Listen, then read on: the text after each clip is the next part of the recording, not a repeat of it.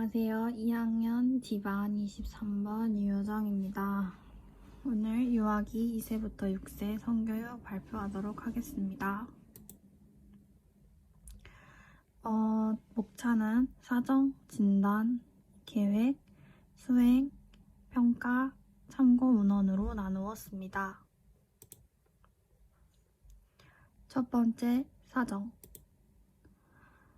사례 첫 번째, 유아기 생식기 질환을 정했는데요.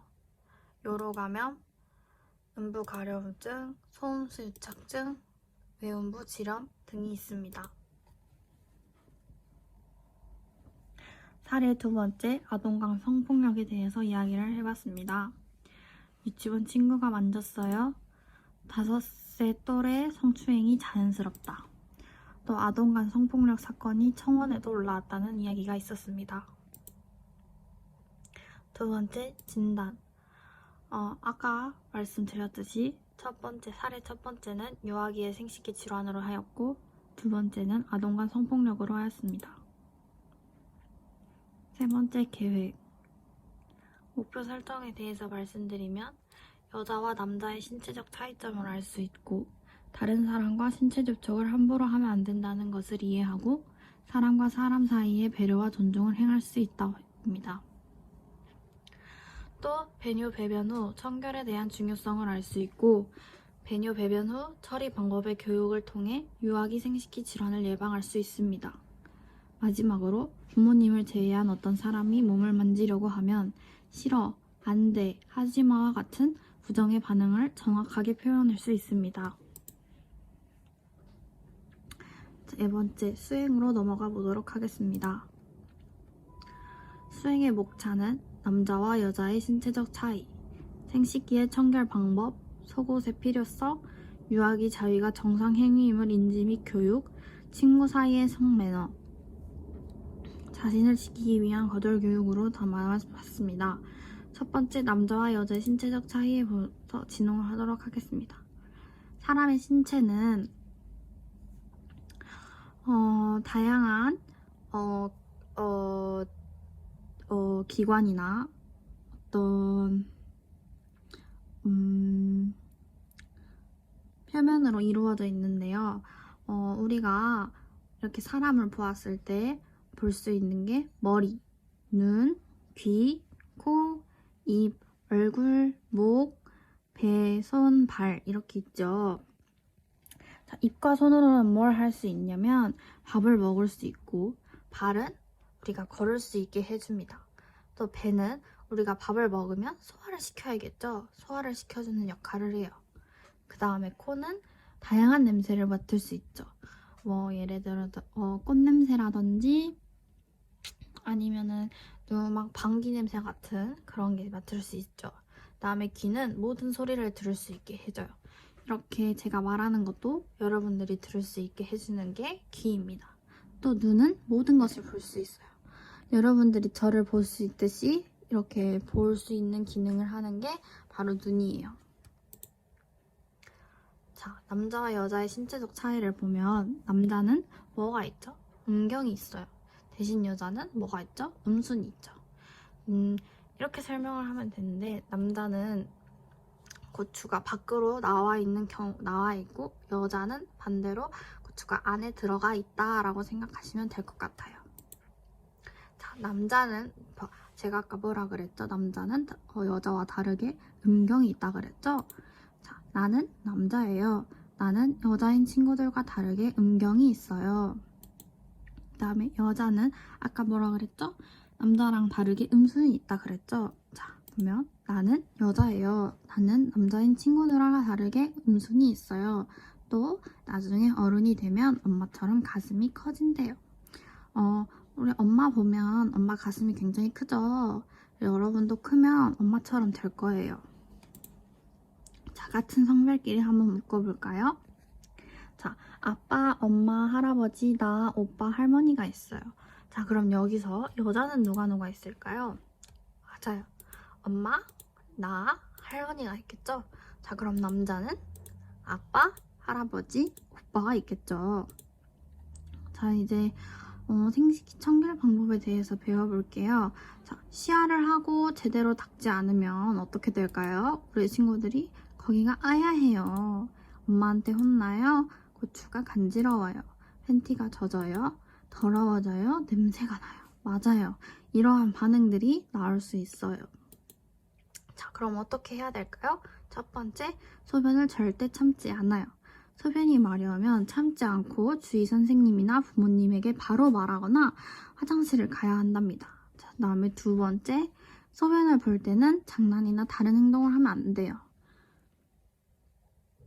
소변을 보면서 다른 행동을 하면 몇 분 뒤에 화장실을 다시 가야 돼서 놀던 것도 멈추어야 할 수도 있어요.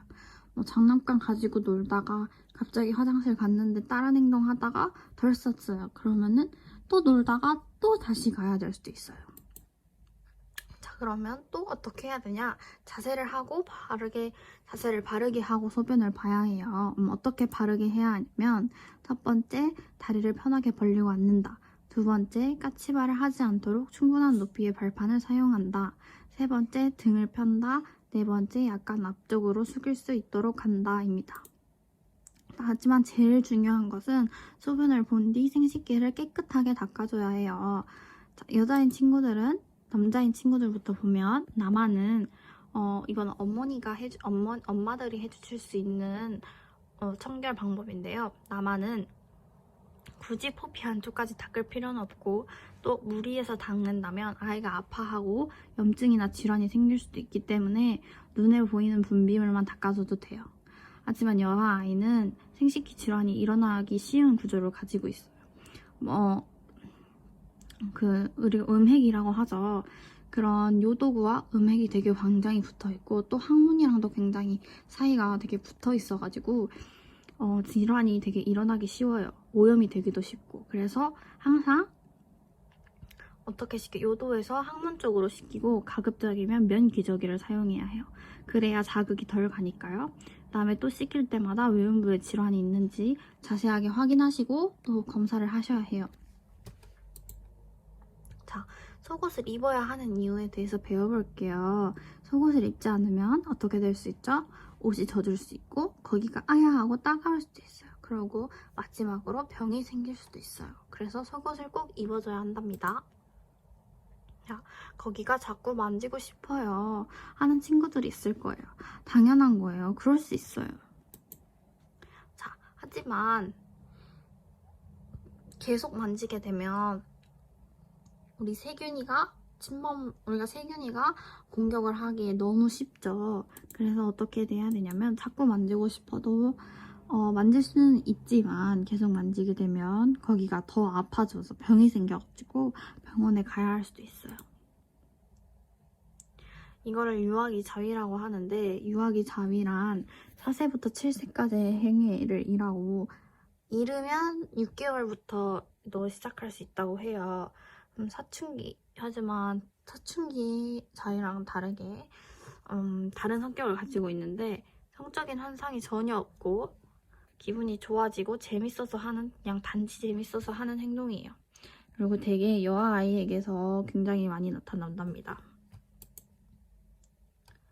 자, 유아기 자위의 원인을 보면 성기에 대한 관심이 생기며 시작되거나 대부분 되게 자연스럽게 사라지는데 심심할 때도 나타나고 부모의 관심과 애정이 충분하지 않을 때도 일어날 수 있어요. 그리고 또 정서적으로 외롭고 심심하다는 신호이기도 해요. 옷을 갈아입거나 목욕할 때와 같이 이런 일상적인 순간에서 좀 심심하다 이렇게 느껴지면 일어나기도 하고요. 자극을 느끼면서 작은 자극을 기분 좋게 느끼면서 시작을 하기도 하고요. 또 지루하거나 심심할 때 또는 정서적으로 불안할 때 이런 기분 좋은 자극을 받으려고 해요. 그러니까 부모님에게 관심과 애정을 충분히 받지 못할 때 이런 정서적으로 불안함을 느끼니까 이런 행위를 더 일으키는 것이 아닐까라고 생각을 합니다. 자, 그러면은 우리 부모님들이 유아기 자위를 훈육하는 방법에 대해서 말해보자면 절대 이상한 행동이 아님을 알려주셔야 되고 이거는 자연스러운 것이라고 해야 해요. 너가 이상한 아이야. 너는 그렇게 하면 안 돼. 라고 야단을 치시는 건 옳지 않은 방법이에요. 하지만 이렇게 과도하게 그 행위를 했을 때는 아이에게 건강 문제가 생길 수 있기 때문에 그거를 아이에게 정확히 인지를 시켜주고 그러니까 하면 안 되는데 왜 안 되는지를 정확히 알려주셔야 해요. 그리고 또 대처 방법을 찾아주시는 것도 좋은 방법이에요. 만약에 부모의 충분하지 못한 애정이 문제라면 충분히 사랑을 해주고 놀아주셔야 하고요. 아까와 마찬가지로 똑같은 말인데 절대 아이 탓을 하면 안 돼요. 이게 아이의 잘못이 아니라 자연적인 기분 좋은 느낌을 받으면서 시작되는 자연적인 행동이에요. 그리고 또 꽉 끼는 아이를 가급적으로 피해서 거기에 가는 자극을 줄여주셔야 하고요. 또 다른 놀이와 활동으로 아이의 관심을 돌리는 것도 아주 좋은 방법입니다. 만약에 그러니까 제일 중요한 게 절대 부모님이 과하게 반응을 하면 안 돼요. 왜냐면 아이가 놀라서 행동이 더 극대화되거나 고쳐지지 않을 확률이 굉장히 높고 또 이게 생식기에 대한 경험이니까 성적인 경험인 거랑 또 비슷하잖아요. 그래서 커서 이런 거에 대해서 공포감이 형성될 수도 있어요. 자, 그럼 문제를 한번 풀어볼까요? 거기를 만지는 것은 옳지 않은 행동인가요? 아니에요. 절대 옳지 않은 행동이 아니고 일어날 수 있는 굉장히 자연스러운 행동이에요. 자, 아이가 거기를 만지는 것을 보고 예를 들어 때리면서 훈육을 해야 하나요? 절대 그러시면 안 돼요. 아이를 훈육할 때 있어서 예를 들면 아이가 그거에 대한 트라우마가 생길 수 있기 때문에 특히 성적이 있어서 이런 성적인 경험에 있어서 트라우마를 느낀다면 아이에게 평생 짐이 될 수 있죠. 자, 그러면 영상 하나 보고 제가 넣어드렸는데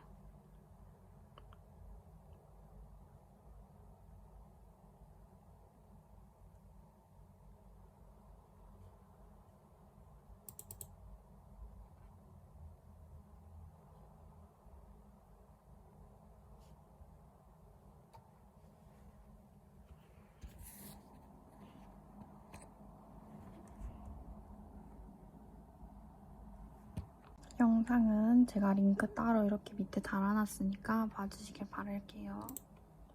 자, 이제 친구 사이의 성매너를 보면 친구의 허락 없이는 함부로 친구의 몸에 손을 대면 안 돼요.